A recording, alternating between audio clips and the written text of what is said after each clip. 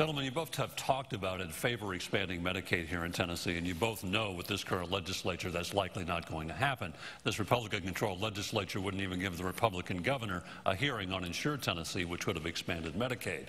Currently, the estimate is over 300,000 Tennesseans are without health insurance. As a Democratic governor working with the Republican legislature, what can you do for these thousands of Tennesseans who either don't have or can't afford health insurance? Mr. Fitzhugh. Well, Bob, I want to congratulate you on your most recent award in the Hall of Fame, but I hate to say you're wrong, because you said you didn't think it would happen. I take a different approach on Medicaid expansion. If you talk to me more than 3 minutes, I will mention Medicaid expansion. It has been something that we've been working on for over 4 years, and I think the reasons that have been given have all been asked and answered not to do this.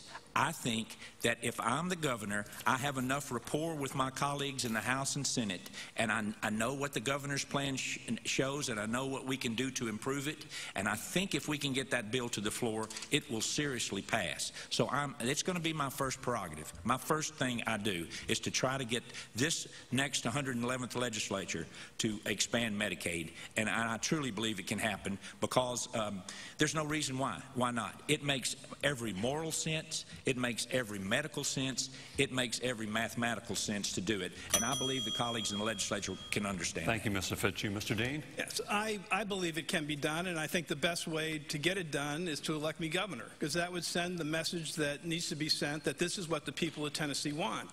And the facts are, if you look at polling that Vanderbilt has done, that the majority of the people of Tennessee support it. And what we know now, which we probably knew was going to happen then, but we know for a fact now, we know we've lost $4 billion we could have used to make health care accessible to people. We know we have 10 hospitals closed, mostly in rural and in small town Tennessee, which has had a devastating effect on those places. And we know that our state is being hurt in lots of different ways. And so I think we can talk to our colleagues, our Republican colleagues, and say, let's make this decision not on partisan political lines. Let's do this in a rational, reasonable way, what's best for the future of all Tennesseans, what's best for our economy and what's best for our people. And then I think you get Medicaid expansion. And Virginia just did it 2 months ago. Gentlemen, you both know this is all about cost, and costs continue to go up for health care. Under the previous Democratic governor, under Phil Bredesen, because of increase in costs, he was forced to cut TennCare by 100,000 Tennesseans that are now without health insurance. As a Democratic governor, how do you make sure that your administration doesn't face that same issue? Where does the money come from? Mr. Fitzhugh. I was there when this happened. It's different now because we were trying to do too much with state funds only, and we didn't have the capacity. I hated that we had to do that, but that system was out of control. We do much better at that now, and I intend to improve that. But under no way will we sacrifice the ability to give health care and cut it back.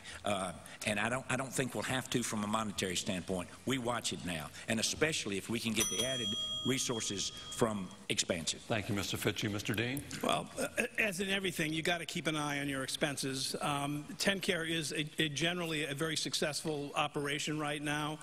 We need to make sure that we constantly look for savings, look for better ways to operate it. And I'm also very concerned that if we have a recession, we got to make sure we have the rainy day funds in the health care area available, because that's one of the first areas you'd start seeing increased demands on. Thank you, gentlemen. Richard?